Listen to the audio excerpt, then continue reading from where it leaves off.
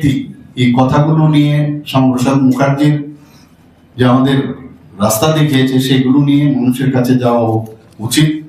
এবং এটা একটা শ্যামাপ্রসাদ মুখার্জি একটা আমার মনে হয় একটা যুগের ইতিহাস, একটা যুগের ইতিহাস, একটি দর্শনের বিকাশ এবং একটি আত্মত্যাগের কাহিনী।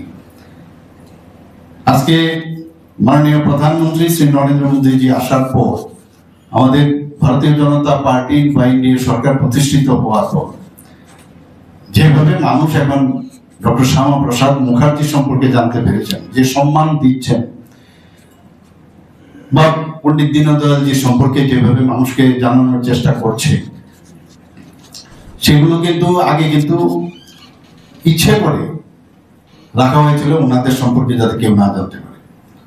আমরাও জানতে পারছি এখন কাশ্মীর নীতি এবং 370-35 বিলোপ করার জন্য যেটা বলা হয়েছে যে উনি যখন জম্মু এন্ড কাশ্মীরে প্রবেশ করে ইচ্ছে করে ওনাকে অ্যালাউ করা হয়েছে, আমরা সবাই জানি। যদি পারমিটই লাগে তাহলে তো ইন্ডিয়ার মধ্যে ওনাকে আটকিয়ে রাখতে পারতো যে আপনি যেতে পারবেন। আমি যদি এখন আগ্রাতে আমি যাই, আমি যদি বাংলাদেশে আমি যাই, তো ইন্ডিয়ার থেকে তো আমাকে ছাড় দেবে না, বলবে যে আপনার কি করে আপনি যাবেন, পাসপোর্ট কোথায় না। ইচ্ছে করে ওনাকে আগের থেকে প্ল্যানিং ছিল, বলার অপেক্ষা রাখেন, যাওয়ার পরে কিন্তু অ্যারেস্ট করলো। আমার পূর্ববর্তী বক্তারা বলেছেন যে কিভাবে ওনাকে কোথায় রাখা হয়েছিল, আগের থেকে প্ল্যান। এবং সেই জায়গায় দাঁড়িয়ে উনি জানতেন যে ওনার মৃত্যু অবধারিত। এই মাননীয় প্রধানমন্ত্রী যে আসার পর অনেককে অনেক কথা বলেছেন, যে ওনার যে বলিদান 1953 সালে হয়েছিল সেটাকে মাথায় রেখে 370-35 বিলোপ করেছে মাননীয় প্রধানমন্ত্রী। উনি সেই বীজ পুঁতে দিয়েছেন, আর সেটা আজকে আমাদের যশস্বী প্রধানমন্ত্রী নরেন্দ্র মোদীজি সেই কাজটা বাস্তবায়ন করেছে, ইমপ্লিমেন্টেশন করেছেন। এক দেশ এক বিধান, এই বিষয়ে আমার এটা ইমপ্লিমেন্টেশন উনি চিন্তা করেছিলেন, মৃত্যুবরণ করেছেন, সেখানে বলিদান হয়েছে, আর সেটার ইমপ্লিমেন্টেশন মাননীয় প্রধানমন্ত্রীজি করেছেন। তখন বলছিল তো সারা ভারতবর্ষের মধ্যে নাকি বিরাট রায়ট হবে, অনেক কিছু বলেছে যে দেশ খণ্ড বিখণ্ড ইত্যাদি হবে, কিন্তু সাহসিকতার সাথে সেটা করতে পেরেছেন আমাদের মাননীয় প্রধানমন্ত্রীজি। সেটা 2019-এর 5ই আগস্ট। আজকে ওনার আমি আরেকদিন আমাদের যে বলিদান দিবস আমি সেটা বলেছি যে এই যে সিএ মাননীয় প্রধানমন্ত্রীজি ওনার যে চিন্তাধারা তার উপর ভিত্তি করে সেটা কিন্তু করা হয়েছে। আজকে যারা নিপীড়িত যারা আছেন বাংলাদেশ, আফগানিস্তান বা পাকিস্তান, সেখানে যারা সংখ্যালঘু, হিন্দু হোক বা খ্রিস্টান হোক, জৈন হোক, শিখ হোক, বৌদ্ধ হোক, তাদেরকে এই যে সিএ কথা কিন্তু ওনার চিন্তাধারার কারণেই কিন্তু আজকে এই কথাটা হয়েছে। এবং এই সিএ লাগু কিন্তু এবং নেহেরু লিখে যে চুক্তির বিরোধিতা উনি করেছিলেন, যে আমার যারা ওই জায়গায় যারা হিন্দুরা আছেন বা অন্যান্য সংখ্যালঘুরা আছেন তাদের নিরাপত্তাকে দিতে হবে। এবং যে কারণে আজকে সেটা কিন্তু এই ভারতীয় জনতা পার্টির সরকার আসার পর সেটা করেছে।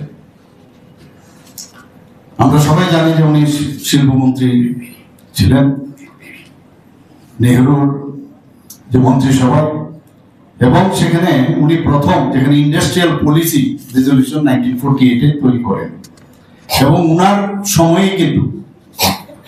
ওনার সময়ে যে চিত্তরঞ্জন লোকোমোটিভ ওয়ার্কস, সিন্ধ্রি সার কারখানা এবং হিন্দুস্তান এয়ারক্রাফটের মতো উনি বুঝেছিলেন যে যদি আমাদের ইন্ডাস্ট্রি যদি ডেভেলপ না হয়, এই স্বনির্ভরতার যে বিষয়, আমাদের যে সেলফ রিলায়েন্স হওয়ার বিষয়, সেটা মাননীয় প্রধানমন্ত্রীজি এখন সেটা করছেন। বলছেন যে যেমন মেক ইন ইন্ডিয়া, বা যেটা বলছেন যে ভোকাল ফর লোকাল, আজকে কিন্তু সেটা কিভাবে এস্টাবলিশড হচ্ছে। আমরা কিছুদিন আগেও আমি দেখেছি যে আমাদের এই বিএসএফ ক্যাম্পে আমি গিয়েছিলাম, সেখানে আমাদের যশস্বী গৃহমন্ত্রীজি এসেছিলেন, সেখানে ওরা বিএসএফ এ আর্মস গুলো ওখানে ওরা প্লেস করেছিলেন। এক একটা আর্মস দেখে আমি অবাক হয়ে গেলাম। ওরা বলছে যে আমাদের ইন্ডিজিনাস আর্মস, সেগুলো আমরা AK-47 এর কথা বলে মনে করি যে বাইরের, মানে এত সুন্দর।